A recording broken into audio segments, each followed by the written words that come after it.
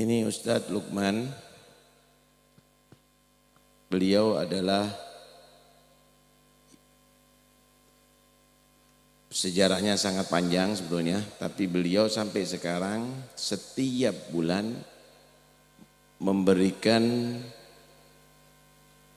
menyalurkan beras sampai 300.000 ya.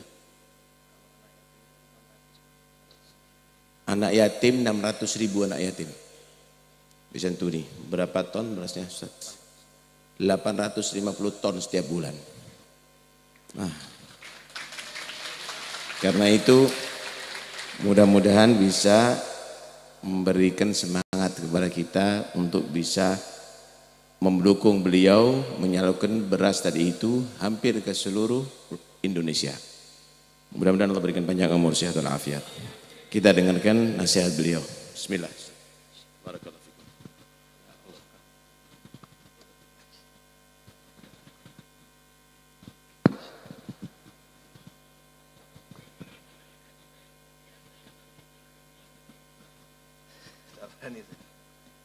Saya izin boleh turun ke bawah.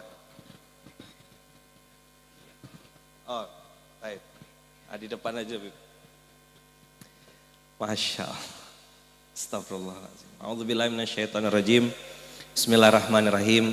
Assalamualaikum warahmatullahi wabarakatuh. Alhamdulillahirabbil alamin. Allahumma shalli ala sayidina Muhammad wa ala ali sayidina Muhammad. Rabbi shrah li sadri wa yassir li amri wahlul 'uqdatam min lisani yafqahu qawli. Yang sangat saya hormati, takzimi dan cintai karena Allah, Habibana Habib Taufik Abdul Qadir bin As-Sagaf. Masya Allah, saya tadi duduk di bawah dan para alim ulama, para asatid, para guru. Saya udah siap jadi santri tadi, duduk dari awal di sini dengarkan, harap-harap cemas, berdoa mudah-mudahan bisa terus belajar. Kaget disuruh ngomong. Kalau di Pontianak mungkin saya berani ngomong, di sini kayak masuk di kandang singa rasanya, Bib. Saya kayak mau kena terkam rasanya, jadi takut. Tapi karena ini guru yang minta, saya baru pulang umroh 2 hari yang lalu, tanggal 22. Tapi Habib Abu Bakar telepon, dipanggil Abah.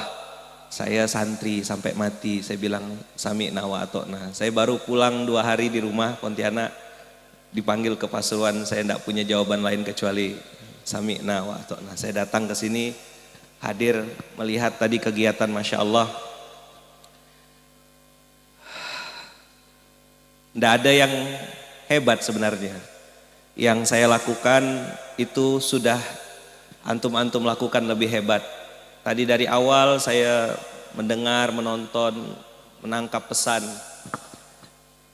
Apa yang tadi ditampilkan di atas panggung, lembar kehidupan, Mumtaz Sejati, kemudian film santri tadi, itulah sebenarnya rahasia kehidupan.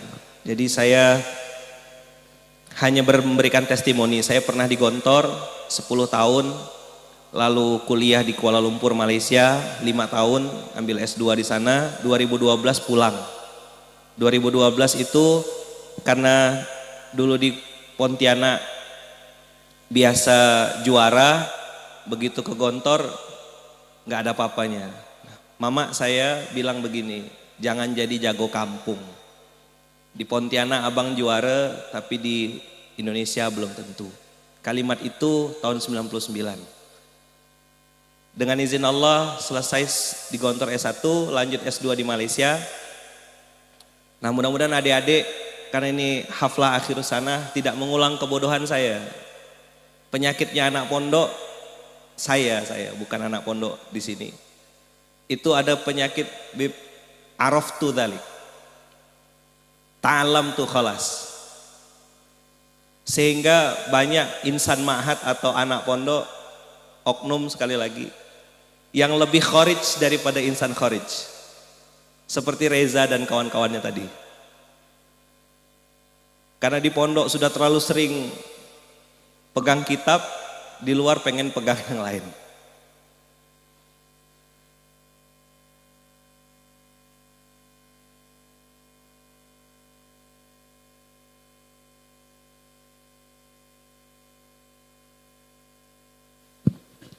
Saya termasuk yang melakukan itu. Jadi ini pengakuan dosa santri. 2008 saya ke Kuala Lumpur Malaysia bertemu dengan orang dari seluruh dunia di Malaysia. Di situ mulai luntur semangat pondoknya, Bib. Saya mungkin menganggap remeh gitu. Baca Quran dan sholat tadi yang di film tadi itu. Saya nangis berlinang air mata ingat kayak nonton film diri sendiri. Kita dengar hayya 'alas sholat tapi ya kita nggak datang ke masjidnya. Kita tahu Isra dan Mi'raj tapi oleh-olehnya kita campakkan. Nah, kalimat araftu dzalik, alimtu dzalik, ta'lamtu khalas itu membuat saya merasa sudah bisa, merasa sudah mampu sehingga sibuk kerja, Bib. Kerja dari jam 7 pagi sampai setengah 2 malam. Ke masjid ya jarang.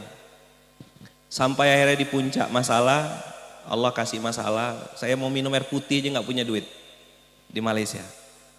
Nah, kenapa cerita ini? Nanti akan ada hubungannya dengan konklusi kesimpulan. 2012 puncak masalahnya, mama saya bilang, "Bang, balik." Saya mau ngelanjut S3 sebenarnya, Bib, di Kuala Lumpur. Tapi mama saya, ayah saya sudah meninggal 2002, mama saya bilang, "Bang, balik." Saya tidak punya pilihan kecuali sami'na wa ata'na. Pulanglah 2012 tanpa punya gambaran apapun.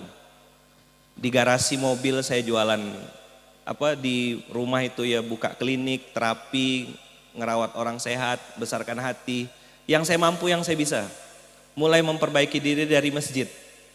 Subuh, saya betulkan sholat subuh, saya betulkan baca Quran. Atas izin Allah dapat ilham, dikasih ide. Memulai gerakan sederhana namanya Sedekah Akbar. 1 Juli 2012, Sedekah Akbar Indonesia. Ngajak anak-anak muda seperti Reza tadi, anak-anak muda yang bingung, orang-orang luar. Saya berpenampilan seperti orang luar. Ngajak mereka untuk ayo jadi orang baik, ayo bersedekah. Yang pendosa-pendosa ayo bertaubat. Pintu ampunan Allah terbuka lebar. Seperti yang kalimat Ustadz tadi sampaikan di film. Wahai para pendosa, dosamu bisa dihapuskan oleh Allah. Wahai para ahli ibadah, jangan sombong karena ibadahmu bisa dihapuskan. Kalimat itu berulang-ulang saya sampaikan ngerangkul anak-anak muda. Lalu memulai dengan gerakan sederhana ngajak mengumpulkan infak beras. Ketemu ke pondok-pondok yang kalau di Kalimantan saya tidak lihat di sini. Di Kalimantan tuh banyak pondok-pondok yang santrinya tuh puasa, Bib. Karena nggak ada beras. Ngambil, itu saya lihat dengan mata kepala saya sendiri. Nasi dicampur jagung, kemudian makan ikan asin yang dibelah-belah, di dalam ikan asinnya perutnya itu sudah ada ulatnya, dijemur di atas seng. Saya tanya sama kiainya, "Kiai, Ustadz," saya bilang, "kenapa makan kayak gini?" Dia bilang, "Ini termasuk mewah, ini hadiah dari orang. Kalau kami lagi nggak punya uang, pakai kecap yang harganya 1.500 bagi untuk 10 santri." Ngambil daun di hutan, bukan ngambil sayur, Bib, ngambil daun di hutan. Anak-anak kecil, umur 4 tahun setengah, 3 tahun setengah, diambil sama kiainya, ditangkap dari satu daerah karena kakeknya kalah main judi, Bib. Orang tuanya yatim piatu, kalah main judi, diambil anak itu, dan adiknya yang paling kecil nomor 1 tahun setengah, itu sudah dijual, sudah laku terjual untuk kakeknya bayar kalah main judi. Dan itu saya temukan di berbagai macam pondok. Sampai akhirnya saya tanya, apa masalah utama di pondok ini? Beliau bilang, kami nggak bisa makan, nggak punya beras. Jadi puasa Daud itu biasa karena nggak punya yang dimakan. Lalu saya bilang sama ustadz-ustadz tersebut, "Ustadz, tolong doakan saya bilang, supaya bisa bantu pondok antum dari luar. Saya nggak mampu ngajar di dalam hutan, dikelilingi dengan, mohon maaf, kandang babi." Jadi dakwah. Saya tanya, "Ustadz, ngapain antum ngajar sampai ke pondok-pondok di pelosok-pelosok pedalaman hutan di Kalimantan ini?" Beliau bilang, "Mereka semua ini umatnya Nabi Muhammad. Kalau sekolah hanya untuk orang kaya, mereka nanti bagaimana?" Kalimat yang bikin saya ketampar itu waktu Ustadz ini bilang begini, "Kalau nanti baginda Rasulullah bertanya kepada saya yang diberi ilmu ini, saya mau jawab apa di hadapan beliau?" Saya roboh, Bib, tidak mampu ngomong. Saya bilang, "Masya Allah, di tengah hutan, tidak ada sinyal, tidak terhubung dengan sinyal manapun masih ada orang-orang yang masih memperjuangkan agama Allah dengan kalimat sederhana. Mereka ini adalah umat Nabi Muhammad, mereka berhak mengenal Allah dan Rasulnya. Kalau saya tidak ngajar, tidak menghadirkan pendidikan yang gratis, mereka tidak akan kenal sama Allah. Saya bilang, Bib, Ustadz tolong doakan supaya saya bisa mendampingi, membersamai. Atas izin Allah 2012 dimulai 3 pesantren, 4 pesantren, 5 pesantren. Hari ini 2023 dengan izin Allah ada kurang lebih 6.800 pondok pesantren di seluruh Indonesia, Aceh sampai Papua, yang dengan izin Allah dapat program bukan dari saya, dari orang-orang baik, karena orang baik masih banyak.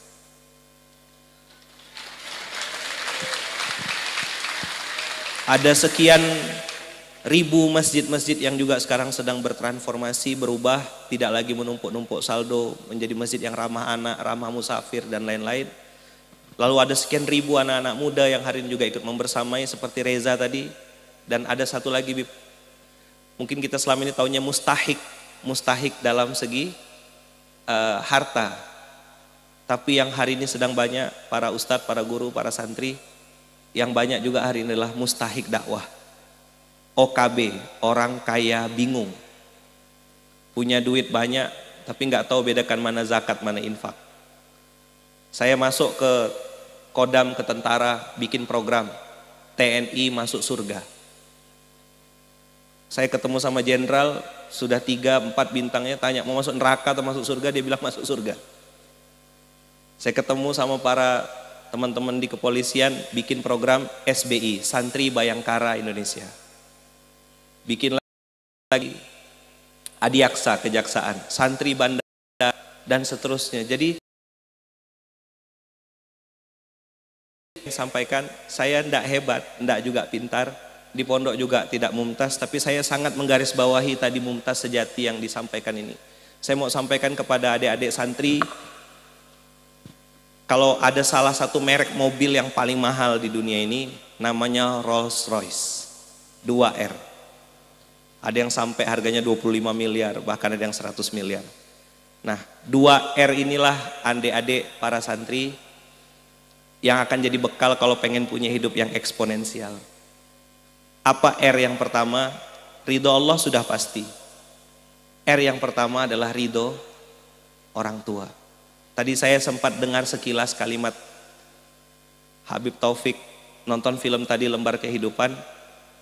Kata ummi itu sudah langka saat ini. Umi, ingat pesan umi.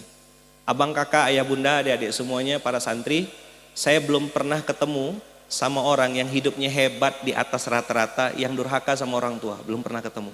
Tapi yang hari ini saya lihat dengan izin Allah di seluruh tempat yang saya pernah temui, hidupnya di atas rata-rata, mereka adalah orang-orang yang sangat takzim dan hormat kepada ibunya.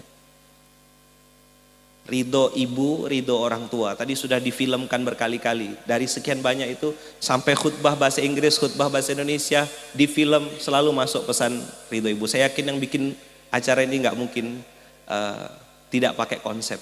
Barakallahu fikum, masya Allah. Satu, ridho umi.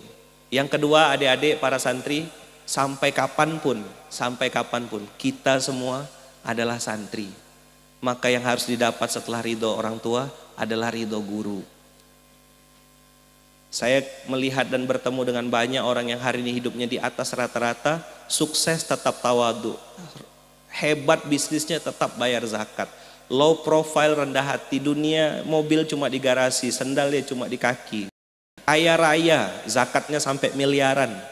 Ternyata amalannya 2R, ridho orang tua dan ridho guru. Maka nanti adik-adik para santri setelah haflah akhir sana, jangan pernah meninggalkan pondok. Kata kita semua adalah santri. Jadi santri sampai mati, belajar terus tanpa henti. Lihat tadi abangda kita yang di film, walaupun dia sibuk jualan pakaian, berdagang, berbisnis, tapi tetap nuntut ilmu dan dapat ridho dari guru. Mudah-mudahan 2 poin konklusi ini bisa jadi penguat para santri.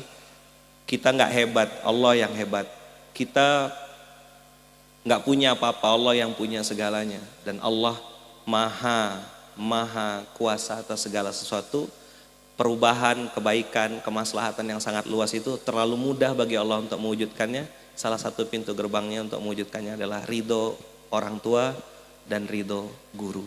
Mudah-mudahan saya juga diizinkan Allah jadi murid untuk Habib Taufik, karena saya berniat datang ke sini dari Pontianak, niat berkhidmat sebagai santri. Mudah-mudahan Allah izinkan saya juga jadi keluarga besar di Sunniyah Salafiyah ini. Barakallahu fikum Bib.